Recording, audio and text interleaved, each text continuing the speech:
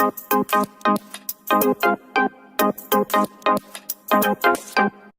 aim to investigate the issues surrounding coral bleaching.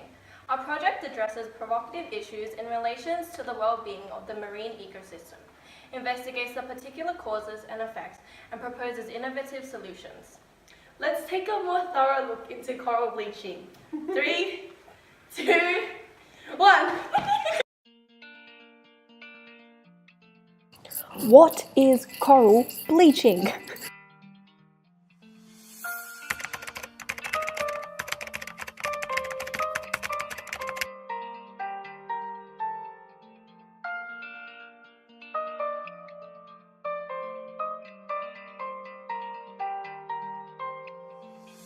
There are three main causes of coral bleaching: increase in ocean temperature, chemical runoff and pollution, and overexposure to sunlight / extremely low tides.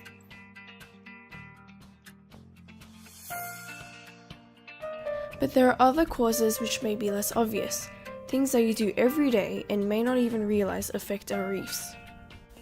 The fertilizer and pesticides you use for your plants, Or the cars you drive around in. all these factors contribute to coral bleaching.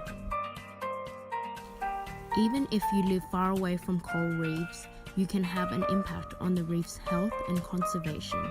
The quality of the seawater is critical to the survival of coral colonies. However, seawater is slowly being degraded due to factors including carbon emissions and chemical runoff. The result of increasing levels of CO2 is produced as a result of our thirst for fossil fuel-derived energy. The largest source of greenhouse gas emissions from human activities is from burning fossil fuels for electricity, heat, and transportation. Vehicles release carbon emissions which contribute to air pollution. Particle pollution reflects incoming sunlight and makes clouds brighter, which reduce the light available for coral photosynthesis, as well as the temperature of surrounding waters. Together, these factors are shown to slow down coral growth.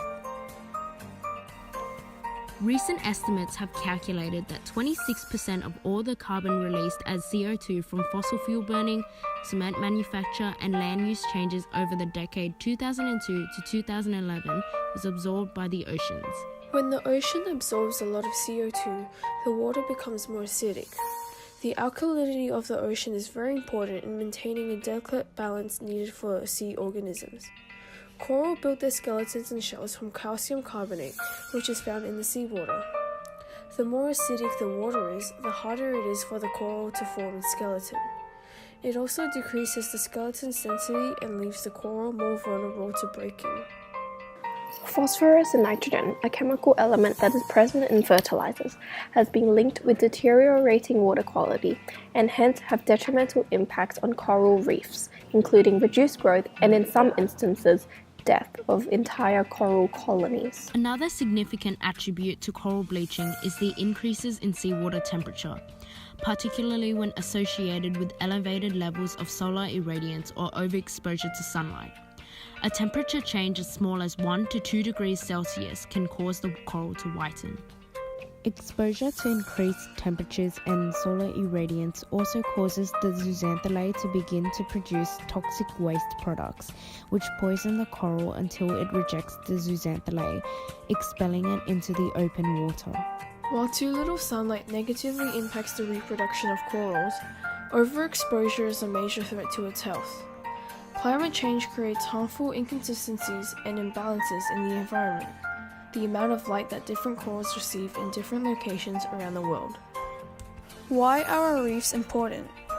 The reefs are home to approximately 25% of all marine species. Coral colonies serve as a foundation for the coral reef ecosystem and provide living spaces and a source of food. Therefore, the loss of these corals will be detrimental to plant and animal species that are dependent on these colonies to thrive. This has led to a concern of certain species becoming locally extinct.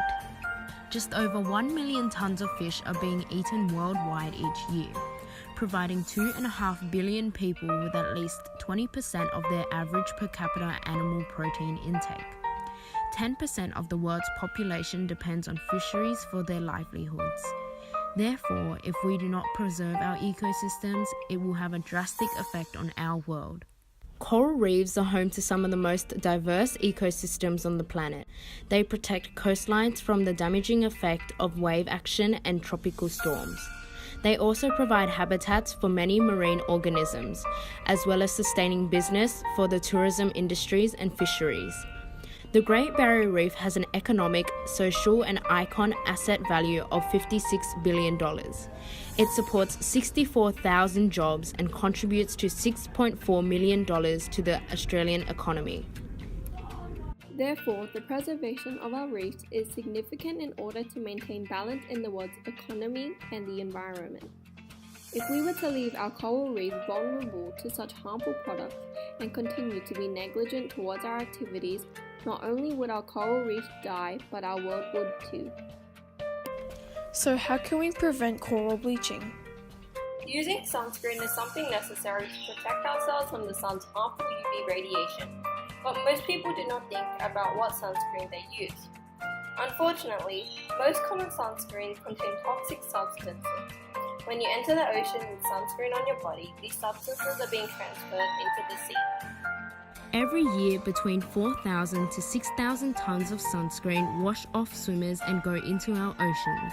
This in turn leads to the marine life damage to the coral reefs. The oils from sunscreen and other sun protection settle as layers in the ocean. The ecosystem is being disrupted, and if we continue to use regular sunscreen with harmful substances, this will lead to the death of our coral reefs. Harmful substances to look out for in sunscreens: oxybenzone, retinol palmitate, parabens, octocrylene, 4-methylbenzylidine camphor, and octinoxate. To prevent oils from sunscreen washing into our oceans, use sunscreens which have been made specifically for swimming. These sunscreens are sustainable and will not affect our marine ecosystems. By not using chemically enhanced pesticides and fertilizers, you can help preserve our coral reefs. Although you may live far from a coral reef ecosystem, these products may eventually end up in the watershed and hence ultimately impact the waters that support coral. Don't pollute. Never put garbage or human waste in the water, and don't leave trash on the beach.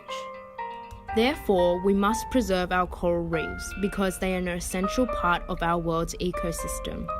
They are home to some of our most diverse organisms on Earth and contribute to the sustainability of our world.